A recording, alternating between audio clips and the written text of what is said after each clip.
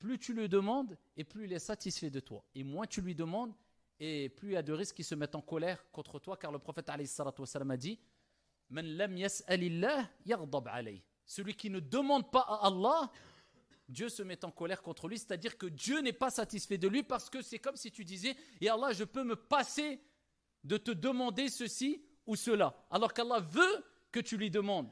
Allah, il veut que tu lèves tes mains. Allah, il veut que tu sois dans une situation où tu pleures, où tu n'en peux plus, et tu pleures et tu invoques Allah Azza wa Jal. Eh bien là, c'est un moment où l'invocation est propice d'être exaucée bi'idnillahi tabaraka wa ta'ala. Wa idha sa'alaka ibadi anni fa inni qarib.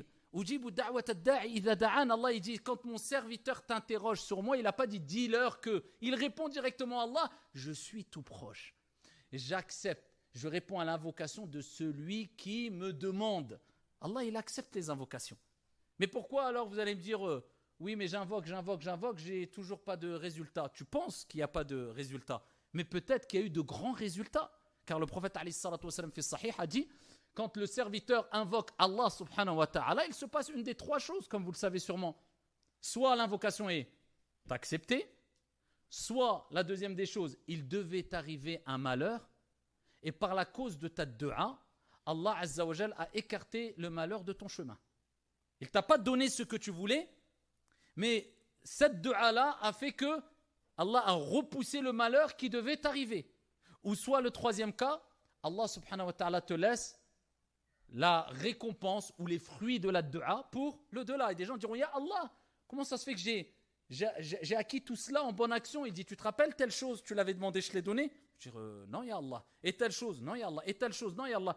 Je te les ai gardés pour l'au-delà. Donc, dans tous les cas, invoquer. Donc, tu sais pertinemment que soit Allah va te donner, soit c'est pour l'au-delà, soit il devait t'arriver un malheur et Allah a repoussé le malheur de ton chemin. Juste pour cela, pourquoi ne pas invoquer Allah subhanahu wa ta'ala? Pourquoi être même avare?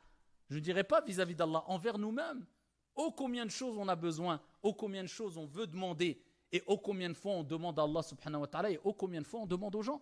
Et c'est là où tu mesures ton degré de foi, ta relation avec Allah subhanahu wa ta'ala, ton degré d'unicité, de tawhid que tu as, ta conviction religieuse, l'amour, la certitude que tu as vis-à-vis d'Allah. Est-ce que tu demandes plus aux gens ou à Allah? Quand on est malade, est-ce qu'on fait d'abord ce qui relève de la sunna, les invocations, et aussi en parallèle ou après on va demander de l'aide ici à droite et à gauche ce qui doit être fait? Ou est-ce que tout de suite on court vers les causes et simplement un mois après, ya Rabbi, je finis.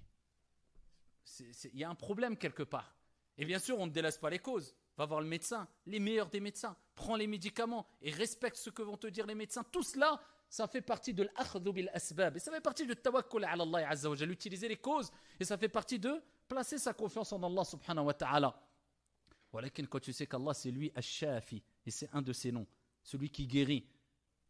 Et quand je suis malade, c'est lui qui me guérit. Et quand le prophète t'a donné 1001 moyens à travers des du'as de ressentir un apaisement au niveau de tes souffrances physiques et morales aussi, et tu les balayes comme ça d'un revers de la main, où tu ne connais mais peut-être même pas une du'a ou un moyen prophétique, et là il y a un problème quelque part. C'est là tu vois, il y a un décalage entre la théorie et la pratique. Et on va le voir bi'idnillahi tabaraka wa ta'ala.